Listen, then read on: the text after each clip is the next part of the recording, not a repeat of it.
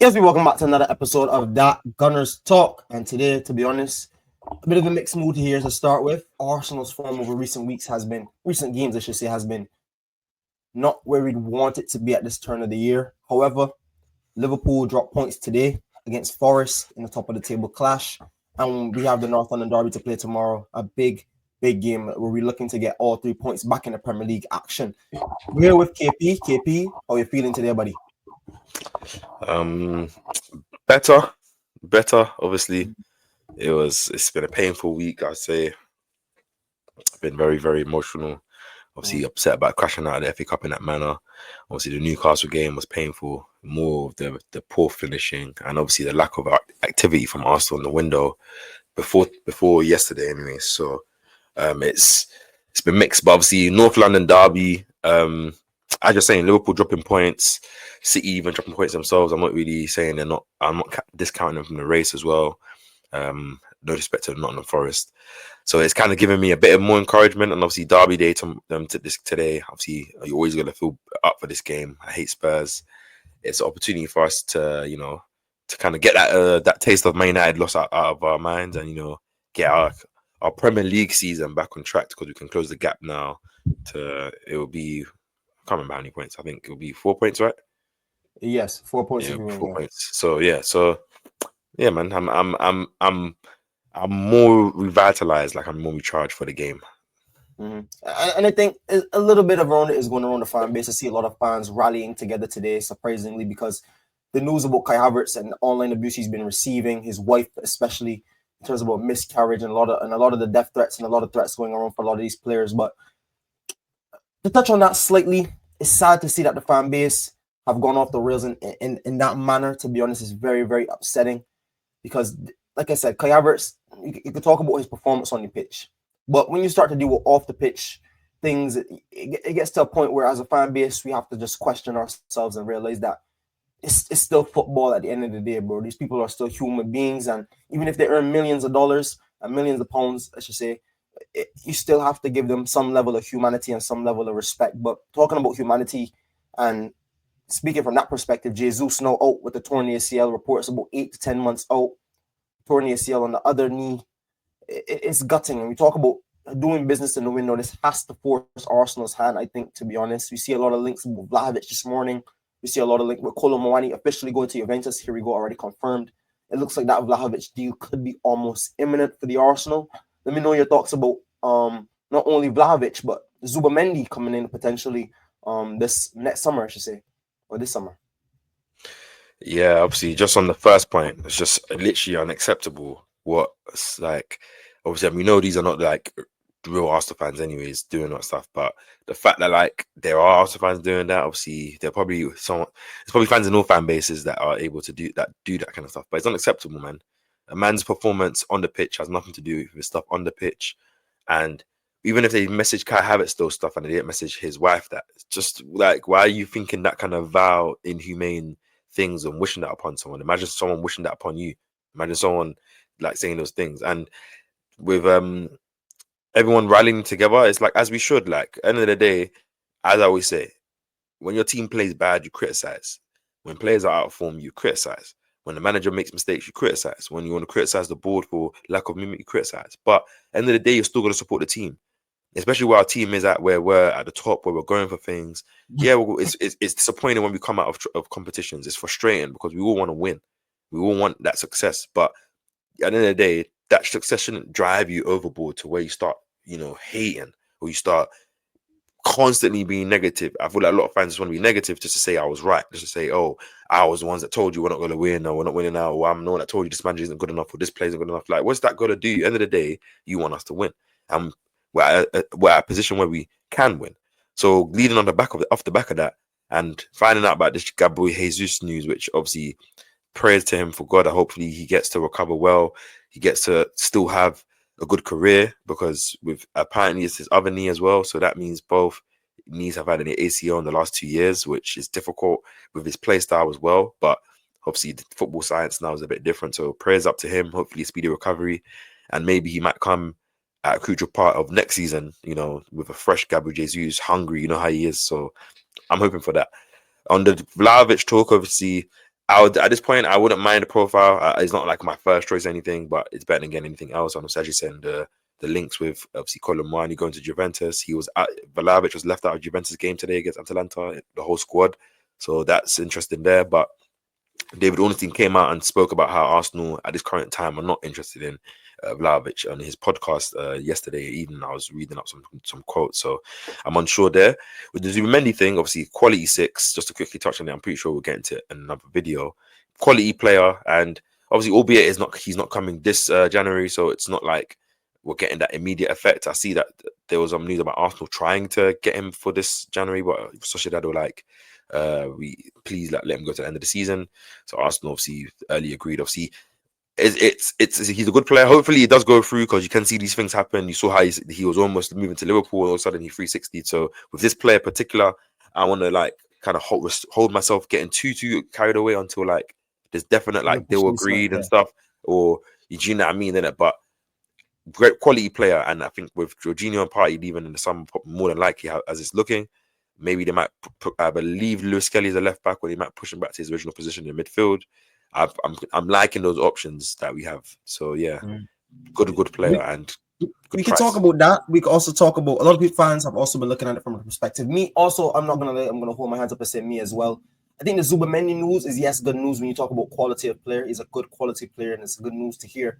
Any signing, obviously, at this point in time. But do you think that move is a bit of a PR move? Because I still think at this time, let's not distract us from the fact that there's still a lot to achieve this season in terms of league and Champions League, and potentially winning those major honors. Carabao Cup, if we could come back from a 2-0 deficit. We've seen crazier things happen in the past. City today just threw away a 2-0 lead in 10 minutes. The 6th time they've done that, and that's a top quality side that has won things. So anything can happen in football. Anything can happen in football. But like I said, I still think we desperately need some kind of attacker. I'm waiting to see some attacking news. The Vlahovic news kind of intrigued me, because I know we were in for Vlahovic before. Vlahovic is a young striker, pacey striker, can take free kicks, something we haven't scored directly from a free kick in 3 years about. So I mean, listen, well, not even 3 years, 4 years. It's 2025 now, 4 years. Listen, I think Vlahovic will bring us something different. I think it's a quality that we don't have. Hopefully, that goal scoring ability he can carry over from Serie A into the Premier League if he's the one to covet. But regardless, I still think we need two forwards nonetheless. But I'm not getting my hopes too high for this Arsenal squad. You can let me know your thoughts about any expectations about the transfer market and the big things coming up. I think realistically, it's just. I think there was in the report. It is a bit element of PR. Obviously, you know how it is. They know, obviously, the fans need news.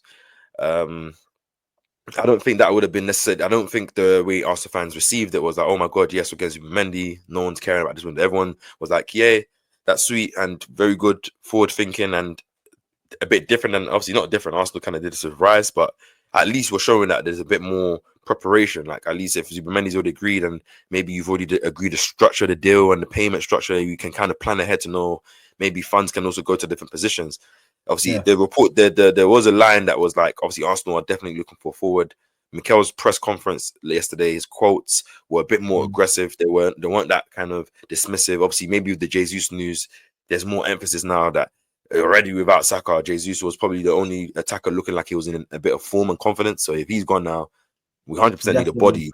Yes. We didn't need a body before. So I just saying 2 is probably the case. Whether we do get 2, we'll have to see. But at least if we can get either that winger or the striker that we want this window, then that means we don't have to get that player in the next window, and we can focus on the other position and get a number 10 and stuff. So I still think we need to find a forward. I do feel now, Steph, that I think we're going to sign a forward. So who that forward is and the quality, the level, I don't know, but I do think we'll bring at least one person in. So, but yeah, I do think we'll get a forward too, because especially when Mikel was talking in his press conference, very good. You brought that up. He said we are in the market. We're looking to make things happen. We're trying. He was very adamant that we are trying, especially with injuries.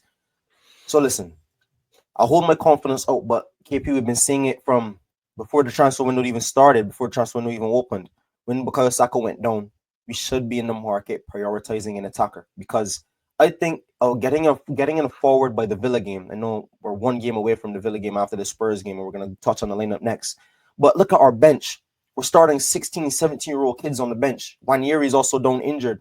Like we're starting youth players on the bench. It won't soon before Max Doman's on the bench. Damn near. Don't be surprised if you see Max Doman turn up on the bench one of these games.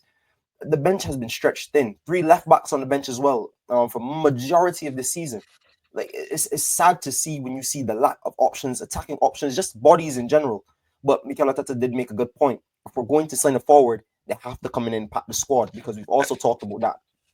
And that's ultimately the case, isn't it? Like we're at the stage where obviously I think the summertime this summer we need to, as well as get maybe the starting quality players that we need maybe improvements on, we need to also get some good squad players as well, that some depth options in it, whether that means whether that's actually players on loan that you recall and give a chance maybe as just to be part of the squad, or players that you buy in, of a younger age that you can grow with and you can build and trust. And you know what I mean, like it's got to be one of the other. We can't be going in with where, like I'm saying, an unbalanced squad where there's like one position with a bit more options than the other, because especially in defensive areas, because that's, we obviously overprotect yourself, but you also want to balance the squad. But I'm pretty sure we'll get, obviously, with any transfer news, we're gonna be live, obviously, or reacting to straight away to any news that comes up. If you're reacting to any news, like I said, don't forget to like and comment and subscribe to not only Gunner Street but also Cape has Pausa. Definitely. That's good. But before we even get to any lineups, just quickly, like, how are you feeling for this game? Like, obviously, the Spurs game, like it's a big game. It's a derby.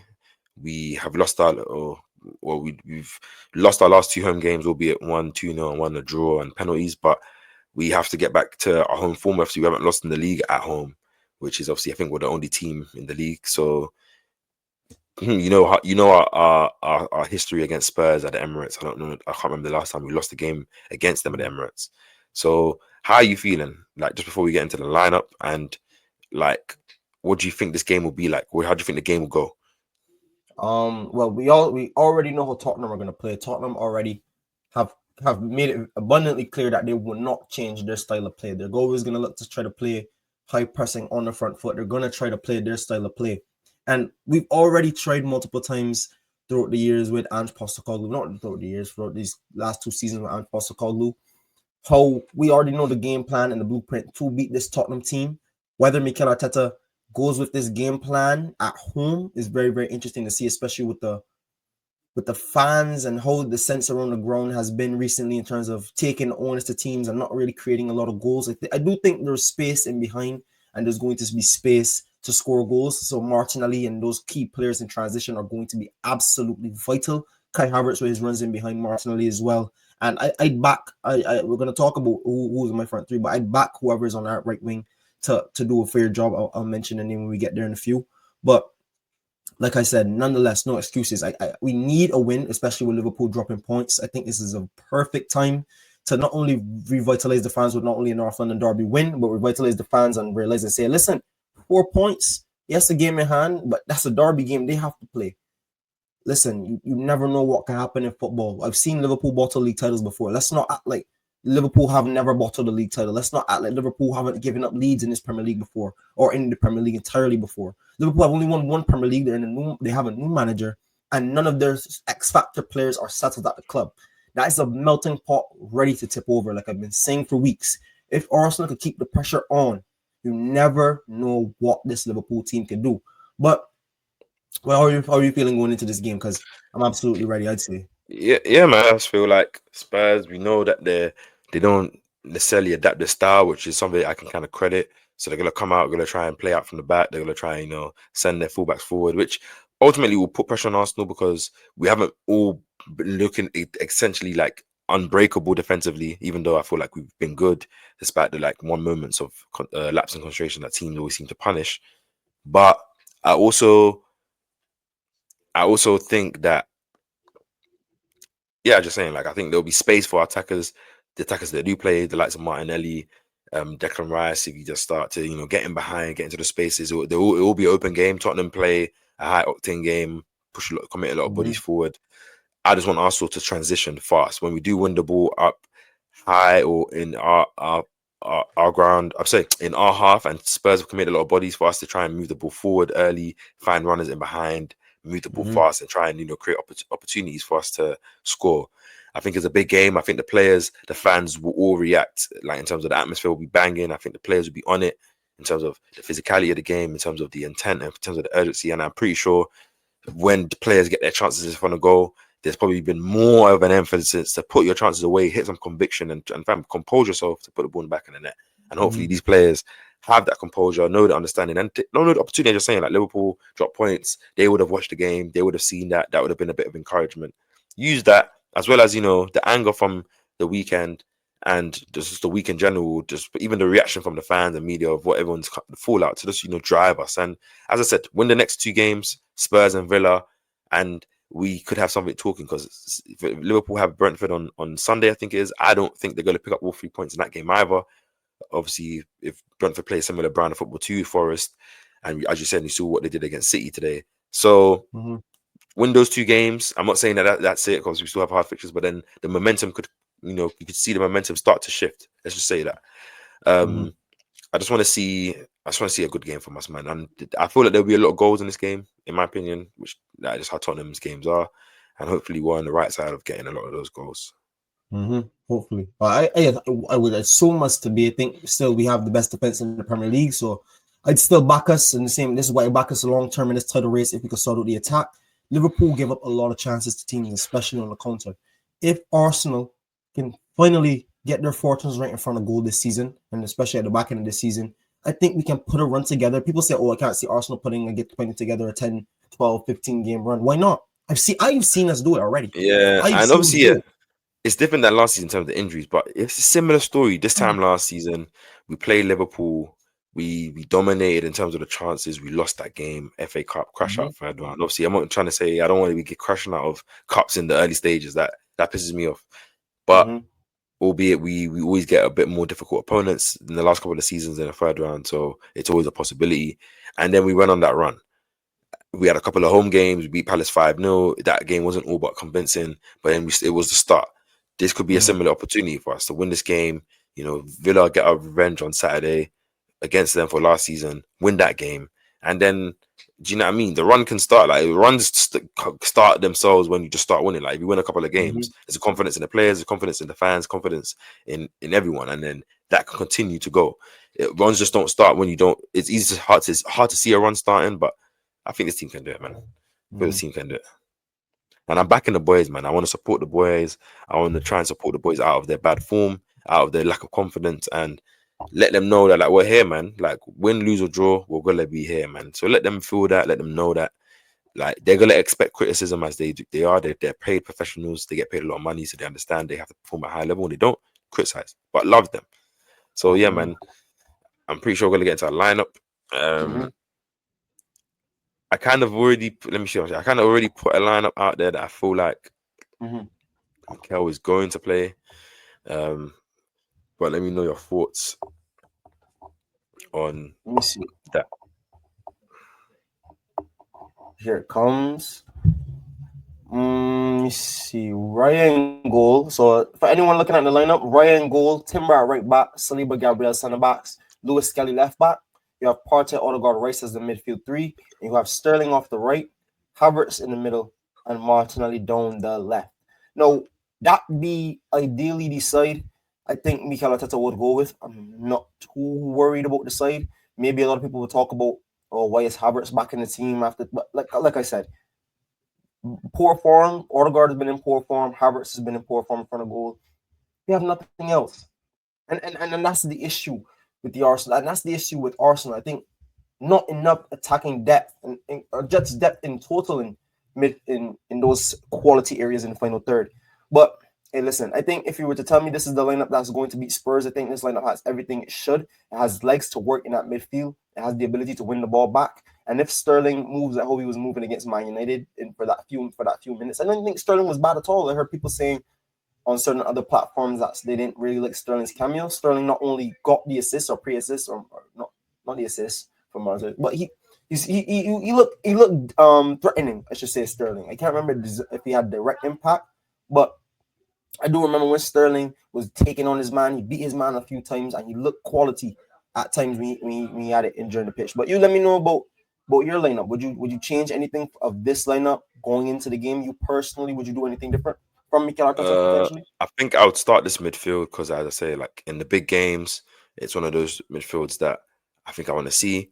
I think Spurs, obviously, the way they play, they're up and down. You need a lot of legs in there, which is why Rice in the 8, more of a double pivot 8, not like a left centre mid purely. And I want to see Odegaard more in the 10, to floating around, and there'll be a lot of space in there. So I want to see more of that. Like I think it will be one of our best opportunities in this game, and I think with Mikel's press conference, he said Timber came off, was more cramped, so I don't think he should be unfit for this game. Lewis Skelly, I think with Calafiori's injury, we can tell that he's probably still having a knock. So Lewis Skelly stays into the game. I think he wasn't necessarily bad against Man United, and I just think Sterling came on. I think he was lively in the game. Like people are going to criticize, maybe they wanted him to score a goal or to get some type of, effectiveness. But I think he was still good. Like he was taking on his man, he was eating up space. And I think in the game, like Spurs, are you saying, where there's gonna be a lot of space in behind, and having maybe his pace and Martinelli's pace on both wings a bit more different than what we've had might be a good opportunity. And I just saying with Havertz, you got to support him. We don't have any other option, especially with Jesus out anyways now with his injury. So we've got to play him there. Obviously, Trossard could play in the false 9, but I think I would want Havertz to, to be effective in this game. His height, his pressing, and just sometimes players with, tail on the back, maybe that anger might, that force. Might get him that goal, might get him that celebration. Do you know what I mean? I can see it happening. I'll say this. I'll say this on the Havertz thing. Sure, I would love to see Havertz come back and hit some form, because it really showed me I need to see some character from not only Havertz but from these players as well. Yes, the fans are going to give it to you. Let's just be real and honest. That's what this fan base is, man. This fan base has always been toxic. This fan base has always been two losses away from absolutely falling into disarray, especially when there's not big trophies coming in. But it's not good, man, Steph, man. But it's not good. Like I'm not accepting it. When you become a team, that is like going I understood it when we weren't a good team, because the frustrations, the continual years and years and years of poor planning, and underperforming. Cool. When in the last 3 years, we've been a different team than what we've been in the last 20 years. You got to shift your mindset and how you judge the team and how you look at things in terms of when we drop points. It burns more, but it shouldn't make you hate the team. It should make you be like, come on, man, step it up, because we have things.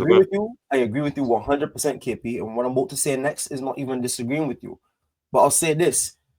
This mentality in the fan base won't change until something is won. And that's the sad but honest truth. If Arsenal don't win the Premier League, you will consistently see people try to poke fun at the manager. Opposition fans are going to say the manager didn't manage the manager. 5-year process. We already have fans who have that agenda against Arteta since 2020. Certain fans are still running with this agenda about Mikel Arteta. It will not stop until Mikel Arteta delivers a major to silence them, and that's the sad. I don't think it's going to stop either with that. That's just going to make it probably won't stop, like you said, yeah. And then that's just, and people can have their opinions, but all I'm saying is that okay, ultimately the team and where we're at, we want to win things, isn't it?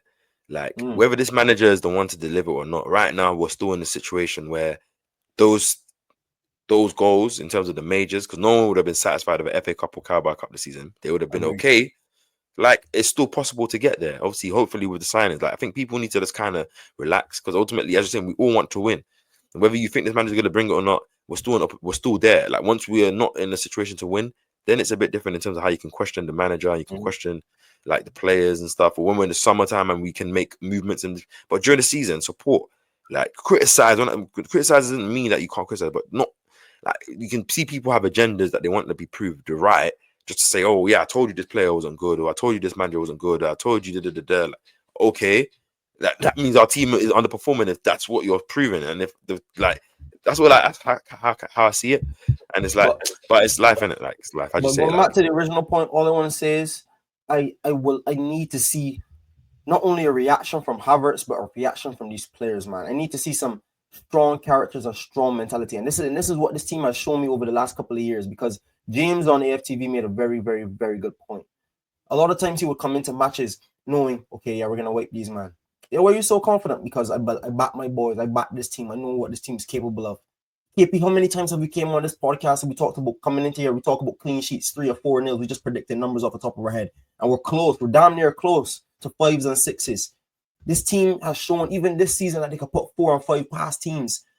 Get it done. I just want to see a mental fight back, man. Don't beat it yourself. I see Havertz crying after the loss because he felt that pressure. I saw Odegaard side. I see a lot of these players feeling the weight. Pick yourselves up, man. That's all I ask from you. Pick yourselves up. Give us some fight because your quality is there. Quality is there. Just have to get the mental side of the game right. But anything else you want to say, KP, before we finally close out this match preview? I just want to say, I think we're gonna. I think okay. My prediction. I think I'm going 3-0 off the bat. I think when a derby comes around, I think it's form goes out the window, as they always say, cliche saying, and I think there's an opportunity for the Arsenal players to get a reaction, a big game where the fans are going to be up for it, where everyone's going to be watching, and we can, get a good win that can shift, bring a bit more positivity into, the club. And hopefully, Kai can get a goal, Martinelli can get a goal, and Odegaard can have a very good performance. And yeah, we win. And hopefully the fan support, man, just galvanize around the team or galvanize the players, both on the pitch in terms of the fans in the stadium and the players on team players and fans online, man. We need to kind of have this siege mentality. We can see anytime Arsenal drop points, the content creators are going through it, the media are going through it, everyone in the narrative, everyone's pushing it. Like when Arsenal drop points, when Arsenal have bad moments. So instead of Arsenal fans jumping on ourselves, galvanize together, man. It should be us against the world, not us against us. People are laughing at us when we're having inter problems and stuff like that. Just come together, man.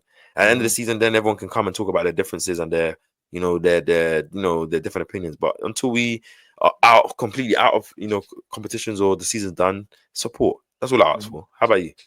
What's your predictions and how you? My prediction, I'd say 2-0 Arsenal. If you want to be even braver, I'd say goal scorer Kai Havertz to score 1. I back Martinelli. I think we're gonna get a penalty. I think Odegaard has to step up and back his penalty. I think he will redeem himself and do that. But like I said, I agree with everything you said, KP, to finally close out this video. I agree with everything 100% in terms of just showing that quality and showing that siege mentality within the fan base. I remember when Big Steve, not all those years ago, like 2 years ago, 2-3 years ago, I remember, I think it was either the first title run or maybe last season. I think it was 2 years ago. We were flying in the league. And City were not doing too well, not poor, but they weren't doing too well. They were behind us by a little bit. And Big Steve was trying to rally his troops. Man, look, listen, man, we still can do it, bro. If we win this game tomorrow, 4 points. I feel we're a lot better about 4 points than I do about 6. Then move from there, like you said, Brentford. We beat Brentford. They lose to Brentford or drop points against Brentford. We beat Villa. Then the gap is potentially 4 or less than that. So I mean, listen, anything can happen in football. You've seen teams go on poor runs of form. Liverpool, like I said, have a melting pot of things waiting to go against them. You just have to see how far we are before that thing happens. But and please, Arsenal, man, whether it's after the Spurs game, before Villa, after Villa, please, sign some players, man. Please, because that's all we need. That's all we need. Need something to lift the fan base. But yes, people, like I said, don't forget to like, comment, and subscribe to both of our channels, Gunner Street and Cape Has Posa. Thank you for all the love and support you've shown on the video. We're here as regularly as possible for match previews, match reviews, and anything Arsenal related. Any transfer news, you can check it on both of our channels. Like I said, don't forget to like, comment, and subscribe to both of our channels. We're on the road to 2K and 1K respectively. And we'll catch you guys in the next video. Come on, you Gunners. Come on, you Gunners. Peace.